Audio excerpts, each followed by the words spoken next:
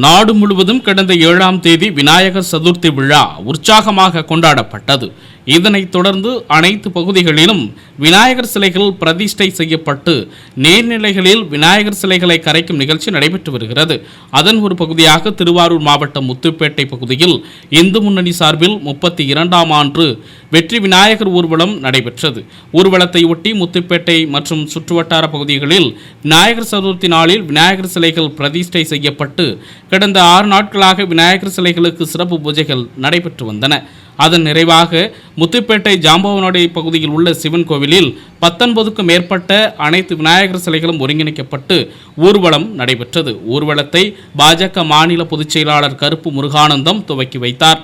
விநாயகர் ஊர்வலம் அமைதியாகவும் பொதுமக்களுக்கு எவ்வித இடையூறும் இல்லாமல் இருக்கும் வகையில் திருவாரூர், நாகை, தஞ்சை, திருச்சி, மயிலாடுதுறை உள்ளிட்ட 8 மாவட்டங்களில் இருந்தும் 3000க்கும் மேற்பட்ட காவல்துறையினர் குவிக்கப்பட்டுள்ளனர். குறிப்பாக திருச்சி ஐஜி கார்த்திகேயன் தலைமையில் நாகை, திருவாரூர், தஞ்சை, விழுப்புரம் உள்ளிட்ட பல்வேறு மாவட்டங்களைச் சேர்ந்த டிஐஜிக்கள், காவல் கண்காணிப்பாளர்கள், துணை காவல் கண்காணிப்பாளர்கள், ஆய்வாளர், உதவி ஆய்வாளர்கள் பணியில் ஈடுபடுத்தப்பட்டனர். ஆங்காங்கே கண்காணிப்பு கேமராவும் மொபைல் வாகனம் மூலம் கண்காணிப்பு கேமராவும் பொருத்தப்பட்டு காவல்துறையினர் தீவிரமாக விநாயகர் ஊர்வலம் செல்லும் பாதையினை கண்காணித்தனர். மேலும் இந்த விநாயகர் ஊர்வலம் ஜாம்பவானோடை பகுதியில் பாஜக மாநில பொதுச் செயலாளர் கருப்பு முருகானந்தம் தொடங்கி வைத்தார். பின்னர் விநாயகர் ஊர்வலம் முத்துப்பேட்டையில் முக்கிய வீதிகளின் வழியாக சென்று தம்பிக்கோட்டை, கீழப்பாலம், பாமணி ஆற்றங்கரையில் கரைக்கப்பட்டது. தொடர்ந்து செய்தியாளர்களை சந்தித்த பாஜக மாநில பொதுச் செயலாளர் கருப்பு முருகானந்தம் பேசுகையில் இவ்வாறு தெரிவித்தார். திருவாரூர் மாவட்டம் முத்துப்பேட்டை ஒன்றிய நகர இந்து முன்னணி சார்பாக இன்றைக்கு 32வது ஆண்டாக வெற்றி விநாயகர் ஊர்வலம்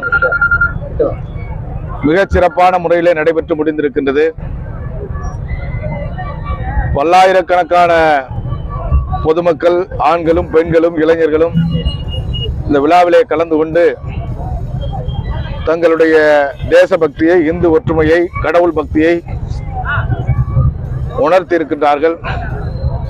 எங்களுக்கு மகிழ்ச்சி அளிக்கக்கூடிய விஷயம் என்னவென்று சொன்னால், அரசியல் வேறுபாடுகள் இல்லாமல் எங்களுடைய மேடையில பார்த்தீங்க என்று சொன்னால் திராவிட முன்னேற்ற கழகத்தினுடைய ஊராட்சி மன்ற தலைவர், அதே போல அண்ணா திராவிட முன்னேற்ற கழகத்தினுடைய மாவட்ட ஊராட்சி உறுப்பினர், அதே போல மறுமலர்ச்சி திராவிட முன்னேற்ற கழகத்தினுடைய கிராம கமிட்டி தலைவர், இப்படி பல்வேறு கட்சிகள், பல்வேறு சமுதாயங்கள் அனைவரும் அமர்ந்திருந்து இந்த விநாயகர் வீதி விழா நிகழ்ச்சியை நடத்துவது என்பது இந்த பகுதியில ஒரு 32 ஆண்டு காலமாக ஏற்பட்ட இந்து எழுச்சி, இன்னும் அந்த இந்து எழுச்சி இருந்து கொண்டிருக்கின்றது.